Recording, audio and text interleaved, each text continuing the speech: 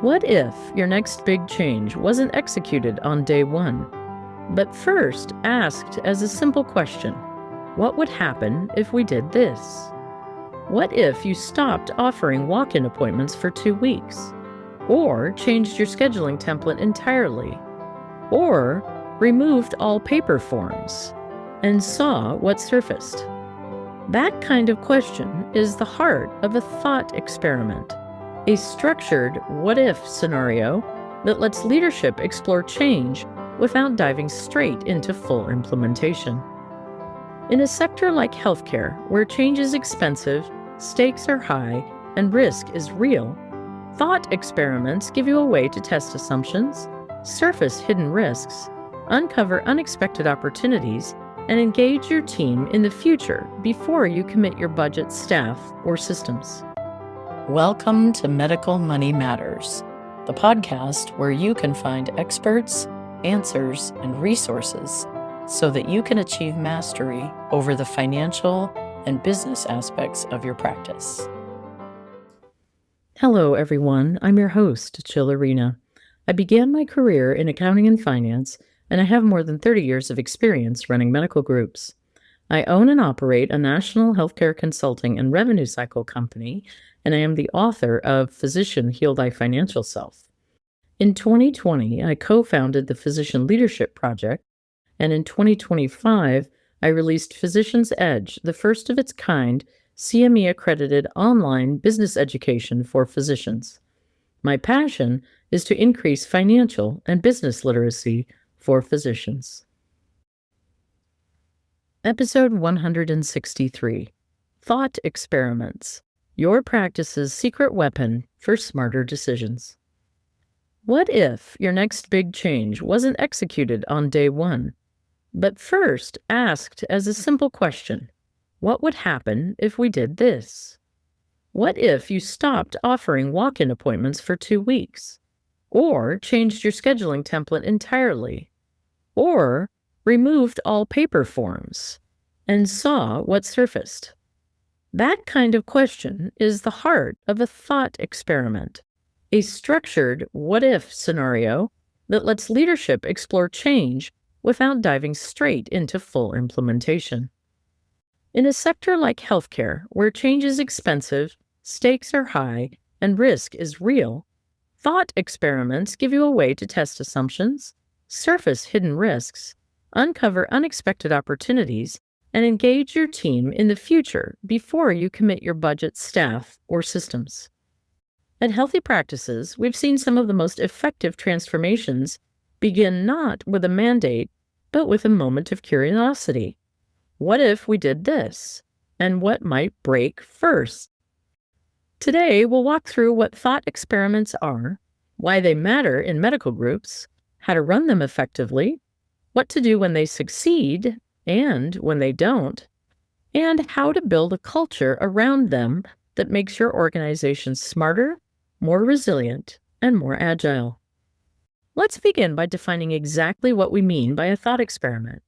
In simplest terms, it's the mental rehearsal of a change you might make in your practice before you physically enact it. It's asking, what would happen if, and then walking through all of the implications. For example, what if we moved all of our new patient scheduling to after lunch and reserved mornings for existing patients? Or, what if we eliminated the fax machine in the clinic and went fully digital for referrals and results? Or even, what if we compensated providers more on quality than volume for 6 months? How would behavior shift? These aren't pilot programs yet. They're mental simulations. You map out the assumptions, identify the boundaries, invite your teams to poke holes, consider what breaks, and think through what data you'd measure if you did run a pilot. Only after you've done all of that would you commit resources to the change. Thought experiments have been a staple in science, philosophy, business, and innovation for centuries. They help you explore alternative realities, challenge assumptions, and think more broadly about consequences. In healthcare, where change is often costly and disruptive, They enable leadership to simulate outcomes, avoid unintended consequences, and make smarter decisions. So, why do they matter so much in medical groups? For several reasons. First, the environment is complex. You have clinical workflows, compliance demands, payer contracts, patient expectations, staffing issues, regulatory oversight, and everything is interconnected. Launching a change without anticipating knock-on effects is risky. Thought experiments let you see around corners. Second, leadership needs a tool that encourages creativity with control. Many teams are stuck in operational mode, putting out fires, maintaining the status quo. Thought experiments invite leaders to step out of the day-to-day and ask strategic questions. What if we reimagined how we see patients? That kind of thinking is increasingly cited as a leadership competency in healthcare. Recent research shows that healthcare leaders now must navigate innovation, adaptation, collaboration, and resilience. Third, they build team engagement and psychological safety. When you encourage what if rather than do this, people feel less threatened and more involved. They start seeing change not as top-down mandates, but as collective exploration. This helps avoid reaction, resistance, and groupthink. And yes, inviting critical voices early helps ward off groupthink for certain. Fourth, you can use thought experiments to fail fast and learn. If your simulation surfaces a major flaw, you either fix it early or shelve the idea. Far cheaper than launching full change, failing, and losing staff goodwill, money, or time. Or all of the above. Viewed this way, failure becomes part of robust leadership, not something to hide. Now let's talk about how to run an effective thought experiment in your practice. It's not just idle speculation. There's a structure, a methodology you can apply. Here's the roadmap. Start by selecting a focused what-if question. It must matter. It must be specific. For example, what if we centralized scheduling across all our sites? Or what if we reduced physician daily visits by 10% and invested that time in pre-visit planning? Keep the question narrow enough to be manageable, but broad enough to challenge existing assumptions. Next, define the boundaries. Who participates in the pilot? Which site? Which services? What stays the same and what changes? What assumptions are you making? For example, staffing levels, patient volume, or payer mix. Defining this helps you avoid drifting into full implementation too soon. Then map the scenario through patient or staff journey. Walk through step by step, from the moment the patient calls, to registration, to clinical encounter, to billing, and what changes under your new scenario. Ask questions. What will break? What will improve? What dependencies are threatened? What new skills or resources will we need? You're listening to Medical Money Matters, a weekly podcast brought to you by Healthy Practices, a healthcare consulting and revenue cycle company dedicated to keeping our clients independent. Please reach out if we can do anything at all to support your practice. You can find more information online at healtheps.com. That's www.healtheps.com. Please follow or subscribe to get all future episodes downloaded as soon as they're released. Invite departmental stakeholders into the conversation early. Operations, clinical staff, billing, scheduling, IT, they all have perspectives. Encourage them to raise flags. If we changed this, what would we lose? What unintended burdens might arise? This builds alignment and surfaces risks you may not have considered on your own. Identify what metrics you'd track if you piloted the change. What will success look like? Time to appointment, patient satisfaction, revenue per visit, staff overtime hours, denial rates. You're not yet measuring because you haven't changed, but you're planning measurement. Then ask, is this worth piloting for real? If yes, build your test plan. Pilot site, timeline, budget, measurement, and feedback loop. If no, document what you learned and move on. Either way, you've gained insight without committing full resources. If your thought experiment works, if you decide to pilot and the pilot succeeds, then what? You scale, you embed, and you institutionalize the change. But you must do so with rigor. Celebrate the success, yes, but avoid overgeneralizing too quickly. Use the pilot's data to plan your rollout, allocate your budget wisely, engage leadership and staff, and monitor your metrics as you scale. For example, you pilot 4-day work week for physicians in one site. It reduces burnout, keeps revenue steady, patient satisfaction improves. Great! Next steps: roll into 2 more sites, build the timeline, adjust the staffing, and define compensation models. Use each phase's data to refine the project going forward. If your thought experiment fails, don't discard it as a, quote, bad idea. Failure is still insight. Ask what happened. Did assumptions fail? Was measurement lacking? Did you skip front-end readiness? Did you misspecify the scenario? Capture those lessons and share them.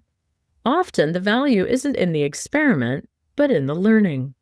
Sometimes you salvage a portion of the idea. For example, keep the 4-day week but adjust patient volume. Sometimes you decide not to proceed, and that's okay too. In fact, organizations that learn to fail safely are generally stronger. They stop wasting time on ideas destined to fail. They focus resources on the ones with traction. That's part of building a culture of innovation and measurement. So how do you build a culture of thought experimentation in your medical group? Here are the practices. Start by making a regular space in your leadership meetings for what-if questions. Ask each executive or physician leader to bring one thought experiment to the table. Encourage curiosity. Use structured templates. For example, what if we did the opposite? What would we do if we had 0 limitations? What would break first if we scaled by 50%?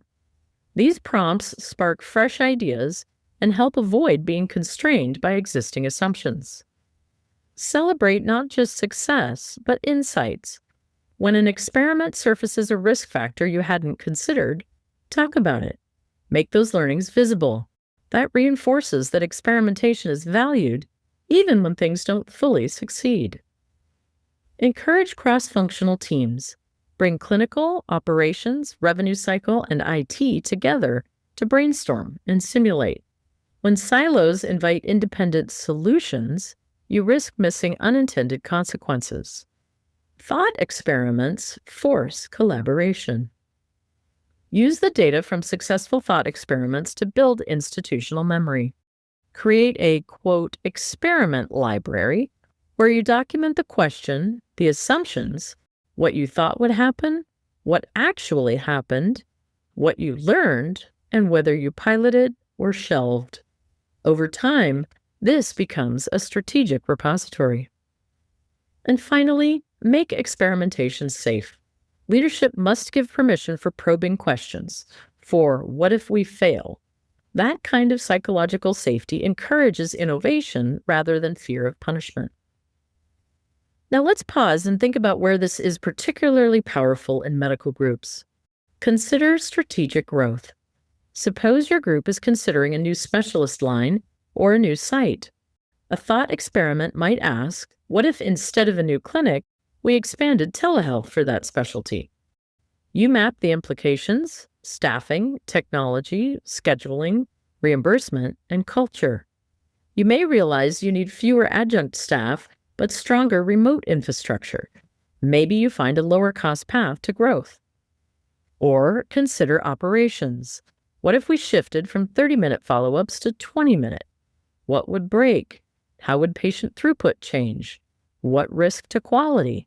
You simulate the change mentally, gather staff input, identify potential staff burnout or patient dissatisfaction risk, and only then pilot. Or consider compensation. What if we shifted compensation to reward care coordination instead of just visits. You walk through implications for provider behavior, documentation load, revenue cycle management systems, even before you roll out the model. The value of thought experiments is that they give you a mental sandbox. They give you space to think without cost, to question without risk, and to experiment without immediate execution. They're strategic thinking made operational. My hope for your practice is this. Start with one question this week. Write it down. Send it to your leadership team. Ask, what would happen if we changed X? Then walk it out. See what comes up. And don't commit until you've done the simulation. If your organization is looking for help in running these experiments, structuring questions, facilitating cross-functional sessions, documenting assumptions, building pilot-ready roadmaps, then the team at Healthy Practices is ready. We work with physician groups on strategy, operations, revenue cycle, and change management, and these kinds of simulations are part of our approach. We begin every engagement with a what-if mindset. Thank you for being part of this conversation today and for investing your leadership time in thinking differently. Because in 2025 and beyond, the practices that experiment, adapt, and learn will win. They will grow. They will manage complexity better, and they will lead change instead of being changed. Until next time. You can find more information online at medicalmoneymatterspodcast.com, and you can sign up to be notified when enrollment opens for the Medical Money Matters e-learning program for a mini MBA physician style, which will carry CME credits and will be released in upcoming months. In that, we'll do an even deeper dive so you can understand dynamic budgeting strategies, cash flow forecasting, and other more esoteric financial concepts. We've included those links in the show notes. As I like to close out these podcasts, congratulations on taking the next step in your professional development and for making the commitment to learn about the financial and business aspects of your practice. I look forward to being on this journey with you and send you my heartfelt gratitude for all that you do for your patients all day, every day.